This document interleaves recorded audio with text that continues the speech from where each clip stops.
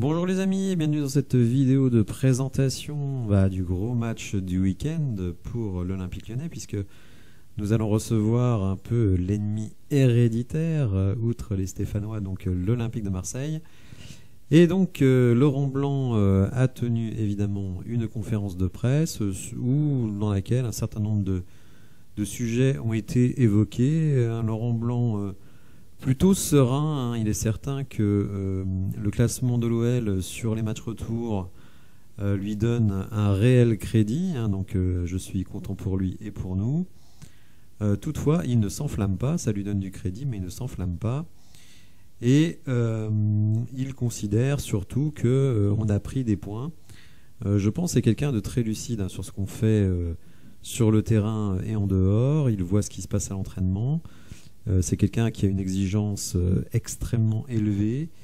Et évidemment, il trouve qu'il y a du progrès, mais qu'évidemment, on est encore très très très loin d'être compétitif. Alors, les différents sujets qui ont été abordés, évidemment, l'Olympique de Marseille.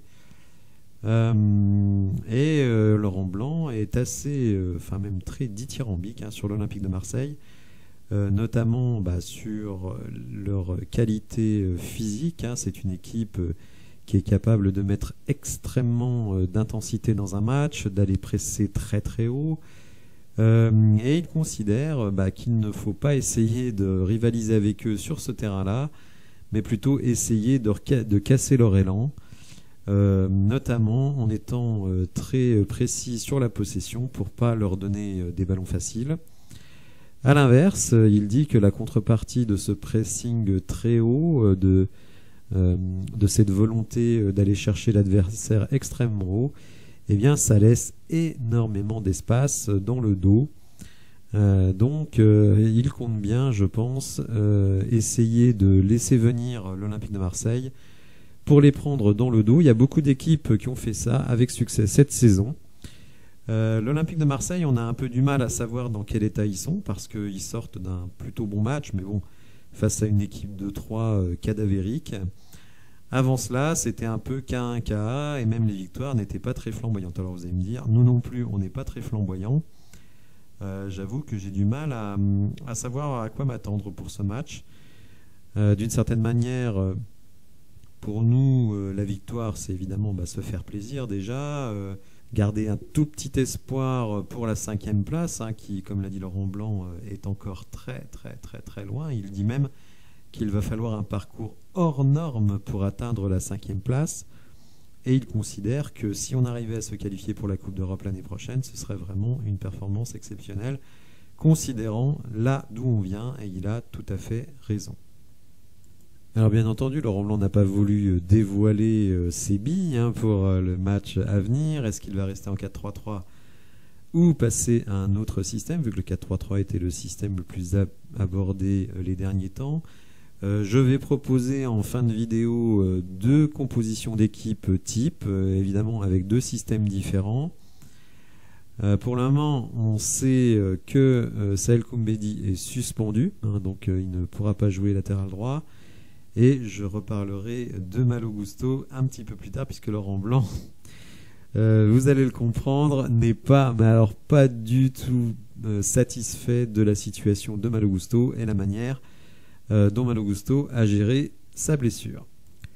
Concernant le système, Laurent Blanc a dit, et on va dire que c'est presque l'opposé de Peter Bosz, qu'il faut être humble et savoir s'adapter. Ne pas être arc-bouté sur un système, jouer sur les faiblesses de l'adversaire. C'est pour ça que si le 4-3-3 a bien fonctionné, je n'exclus pas du tout, mais alors pas du tout, qu'il puisse tenter autre chose, et notamment ce qui a marché face à Paris, c'est-à-dire une défense à 3. Défense à 3, ça voudrait dire une équipe miroir par rapport à l'Olympique de Marseille.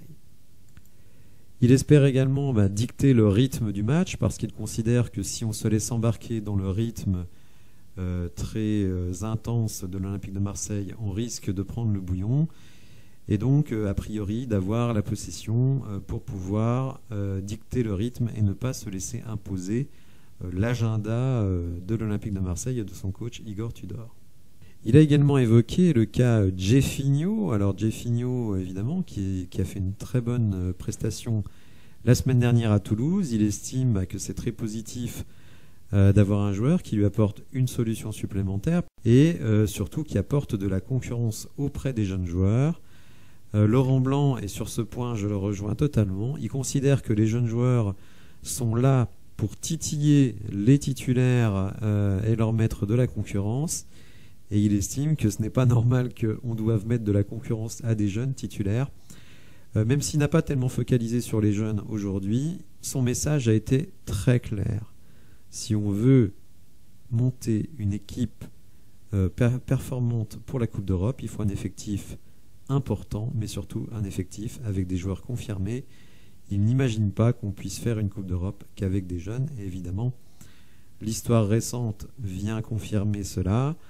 La seule équipe où il y avait beaucoup de jeunes qui a performé, c'est l'Ajax d'Amsterdam. Je prends souvent cet exemple-là, mais ça ne marche pas, évidemment, chaque année. Alors le sujet Malo Gusto, on peut le dire, on l'a senti, crispait quelque peu Laurent Blanc, puisqu'il a dit que, au regard de sa blessure, il a été bien longtemps absent, bien trop longtemps absent à son goût. Ce qui veut dire, à contrario, qu'il estime que Malo Gusto devrait déjà être de retour dans l'équipe depuis très longtemps. On sent qu'il n'a pas apprécié le fait que Gusto soit de temps en temps à Chelsea, à Lyon, en reprise individuelle ou avec l'effectif. Il estime qu'aujourd'hui, il est apte à jouer. Alors, pas forcément à démarrer, hein, c'est pour ça que ça va me poser quelques petits soucis pour la compo. Vous allez voir que je vais proposer une solution qui risque de faire grincer quelques dents, mais bon. Et donc, ouais, il estime vraiment que Malo Gusto, il est là parce qu'il n'a pas le choix, mais que, en gros, ça le fait chier, mais grave, d'être là. Pour lui, il est à Chelsea, et c'est vrai que, bon, je pense qu'il a vraiment fallu sonner les cloches pour lui faire comprendre qu'il était prêté à l'OL, et donc il avait quand même des obligations vis-à-vis de son club formateur. On sent bien que l'OL c'est totalement derrière Malo Gusto, et je pense que même s'il joue, je suis pas certain qu'il se donne à fond. Donc cette politique de se faire prêter un joueur qui est déjà transféré, je pense qu'il ne faudra pas la répéter dans le futur. Alors si on compare les dynamiques de l'OM et de l'OL, on constate que l'OL, on va dire, perd peu en championnat hein, depuis de nombreuses semaines. Hein, vous voyez, il faut remonter vraiment très très loin. Donc on avait perdu le 1er janvier à domicile face à Clermont et ensuite défaite face à Auxerre. Défaite également face à Strasbourg, mais finalement depuis le 17 février, donc à peu près 2 mois, hormis évidemment la catastrophique performance à Nantes, eh bien on ne perd pas. On gagne des matchs, c'est pour ça que nous sommes leaders des matchs retour. Je dirais que bon, c'est encourageant, mais dites-vous bien qu'une défaite face à Marseille viendra clairement nous remettre les pieds sur terre, si tant est que nous ne les ayons plus. Marseille est également sur une bonne dynamique. Alors eux aussi ont connu les affres de l'élimination en Coupe de France.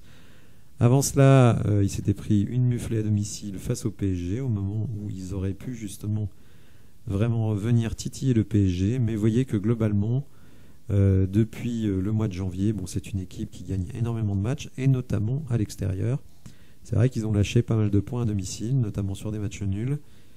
Mais bon, vous voyez, c'est quand même une équipe qui tourne à plein régime, qui évidemment est actuellement 2e du championnat, hein, donc, et qui sent que le souffle notamment de Lens et même de Monaco se fait pressant. Donc évidemment, eux, ils seront très très motivés.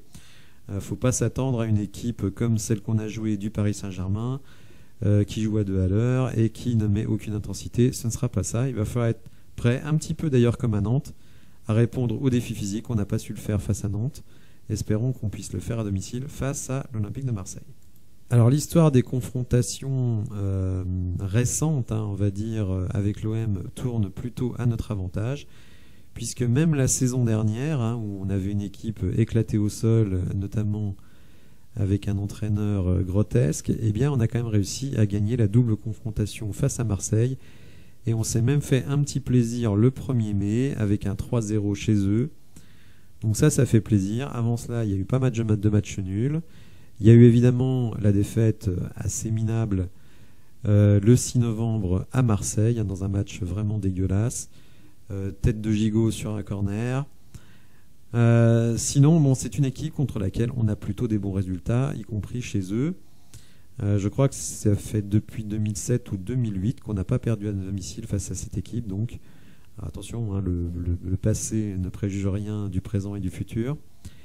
Mais bon, c'est pas une équipe qui doit spécialement nous inquiéter, mais il faudra évidemment prendre ce match avec beaucoup de sérieux. Alors, les compositions d'équipe, je vais en proposer 2, mais ce sera peut-être encore autre chose. Il y a la première solution qui est la solution classique de Laurent Blanc depuis maintenant quelques semaines. Donc un 4-3-3 avec évidemment Anthony Lopez dans les buts, Tagliafico dans l'aile gauche, Lukeba, Lovren en défense centrale. Alors Diomandé qui suppléera le petit Koumbedi. Comme je l'ai dit, il y a peu de chances que Gusto puisse être titulaire. Après, c'est pas exclu qu'il puisse rentrer en cours de match. Tolisso en sentinelle, Cacré, Le Penant, les deux clebards. Et là, on va vraiment en avoir besoin parce qu'il va falloir contrer le jeu de l'Olympique de Marseille au milieu de terrain.